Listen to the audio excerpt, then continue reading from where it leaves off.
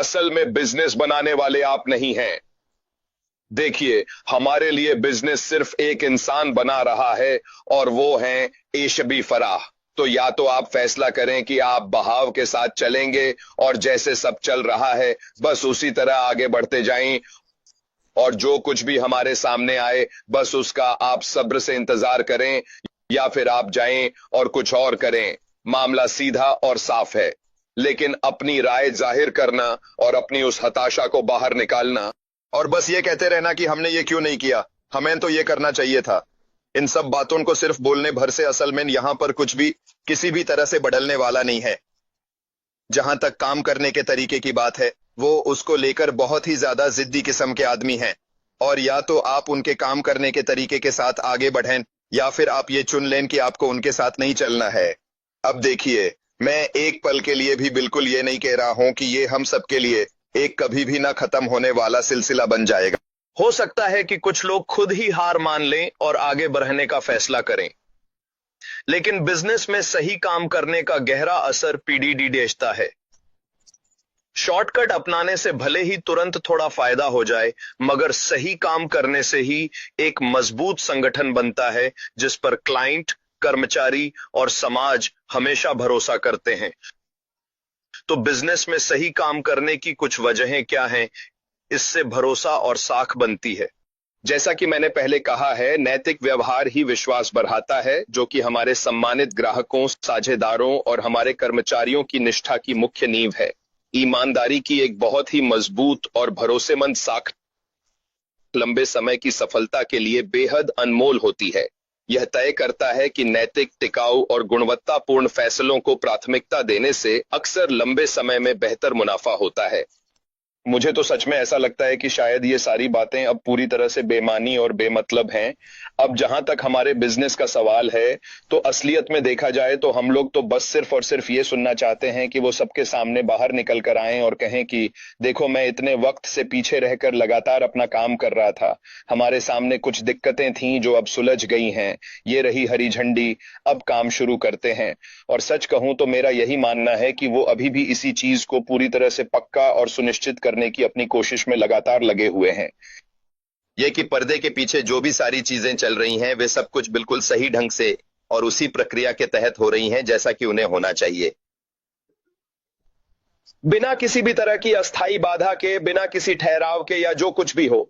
और जैसे ही हमें आगे बढ़ने की वह हरी झंडी मिल जाएगी, तो फिर बस समझिए, फिर हम पूरी रफ्तार से निकल पड़ेंगे। कुल मिलाकर बात यह है कि हमसे सिर्फ इंतजार करने को कहा जा रहा है। कोई हमसे पैसे नहीं मांग रहा है, कोई हमसे कुछ और भी करने के लिए नहीं कह रहा है। तेल स्ट्रक्चर सीएफ के मामले में और उसके मामले में सप्लाई चेन और वेंडर मैनेजमेंट, मतलब आप लोग समझ पा रहे हैं कि मैं क्या कहना चाहता हूं कि हमारे पास क्या एओ, क्या एफओ और क्या एओ हर एक कंपनी में आप देखेंगे होता है। मेरे पास राइट्स होते हैं,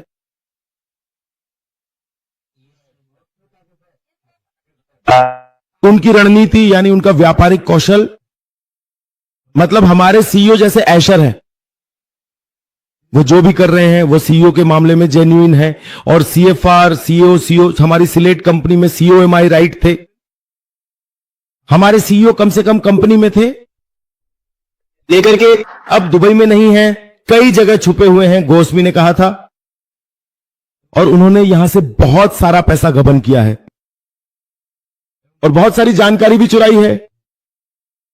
जैसे कि मैं सब कुछ पूरी तरह नहीं बता रहा हूं। डिजिटल ट्रांसफॉर्मेशन पर फोकस करने वाले सीईओ का क्या होता है? वे हैं innovation strategy, digital vision settings और टेक्नोलॉजिकल इन्वेस्टमेंट अप्रूवल। मैं निश्चित रूप से अंत में बताऊंगा। मैंने आपको सबसे पहले प्रचार किया था कि कब पैसा देगा, कंपनी कब लॉन्च करेगी और कब क्लास कराएगी। यह भी 3 बजे जरूर पूछा था। मैंने कहा था कि जो लोग ये सब करते हैं अपने मन में, वे कभी भी नहीं पाएंगे। जरूर जवाब दूंगा, 3 बजे तक इंतजार करें। और फिर इसके बाद डिजिटल ट्रांसफॉर्मेशन का प्रकाशन, फिनटेक इंटीग्रेशन, डिजिटल और आरओआई एनालिसिस और टेक्नोलॉजी बजट फिर से साइट। और सीईओ के मामले में डिजिटल ट्रांसफॉर्मेशन का फोकस क्या होता है? Process automation, digital initiatives, on integration और सप्लाई चेन एवं रिसोर्स सॉफ्टवेयर। अब मैं चला जाता हूं। पृष्ठभूमि की विशिष्ट आवश्यकताएं, मुख्य कार्यकारी अधिकारी, मुख्य वित्तीय अधिकारी और मुख्य परिचालन अधिकारी की पृष्ठभूमि में वास्तव में क्या क्या होना अनिवार्य था? सीईओ के लिए एमबीए या मास्टर्स डिग्री होना चाहिए।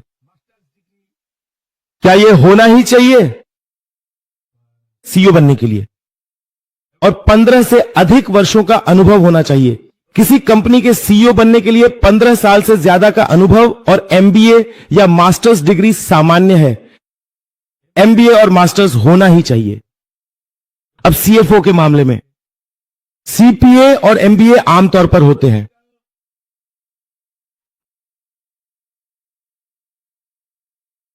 अनक्वालिफाइड रहेंगे और 10 साल से अधिक का अनुभव होना चाहिए। तो फिर जो भी हमारा ड्रीम बिग है वह फिर से उसी के पास दोबारा लौट आता है। यानी जहां से आपने असल में शुरुआत की थी उस शुरुआती बिंदु को अब भी नहीं छोड़ना चाहिए। चाहे आप कहीं भी घूम आए, जैसे हम अपने घर से निकलकर दुनिया घूमकर फिर से अपने घर लौट आते हैं।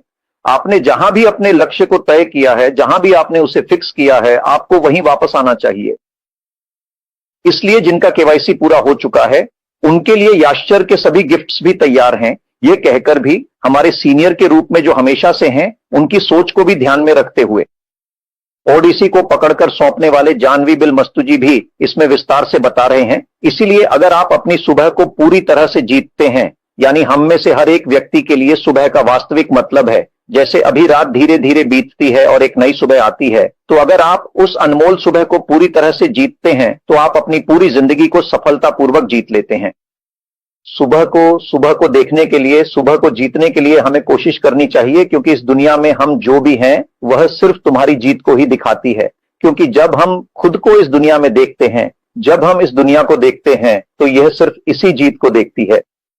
लेकिन इसके पीछे की तुम्हारी मेहनत, तुम्हारा संघर्ष इस दुनिया को याद नहीं रहता, वह नहीं देखती। क्योंकि चाहे हम भी हों, आज की दुनिया क्यों देखती है? दुनिया को अभी कंपनी के बारे में पता ही नहीं है, इसीलिए कंपनी को भी नहीं पता। लेकिन हमें पता है कि हम वीआरबी विद हर्ष सर लगातार 2018 से ही हम सब भी इस सफर में शामिल होकर देख रहे हैं। इसलिए दुनिया सिर्फ जीत को ही देखती है, लेकिन हम जो देखते हैं वह है उसके पीछे की वजह। मैं आप सबकी कद्र करता हूं और बता दूं, अगले हफ्ते कुछ आने वाला है। ये एक सरप्राइज जैसा होगा। अगर आपको सरप्राइज पसंद है तो मुझे भी पसंद है। अगले हफ्ते नए वीडियो पर नजर रखिएगा। Love you guys. प्लीज मेरे चैनल को सब्सक्राइब करें अगर आपने अभी तक नहीं किया है। लाइक और कमेंट, ये सब चीजें जरूर करें।